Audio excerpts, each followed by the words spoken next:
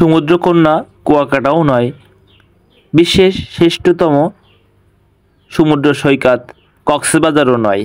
এইটা দেখছেন মনিরামপুর উপজেলার ঝাপা বাওড়ে।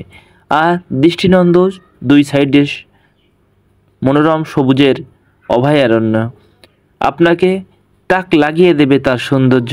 এখানে রাজহাঁস, সমুদ্রের মতো ঢেউ আপনাকে আপনার হৃদয়কে ফুরফুরা করে তুলবে। প্রচণ্ড বাতাসে দর্শনার্থীদের মন শীতল হয়ে ওঠে আর দেখতে অনেক মায়ার টানে। দেশের বিভিন্ন স্থান থেকে এখানে ছুটে আসে পর্যটকরা। দেশ নয়, দেশের বাইরের থেকেও এখানে আসে। এই ব্রিজটি তৈরি হওয়ার পর থেকে আগ্রহের কেন্দ্রবিন্দুতে পৌঁছেছে।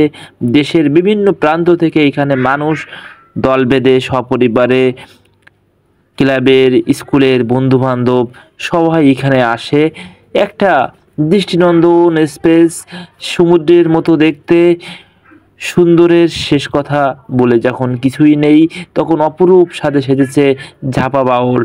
আপনিও সপরিবারে এসে এখানে মনের আত্মার প্রশান্তি দেওয়ার জন্য একবার হলেও আসতে পারেন।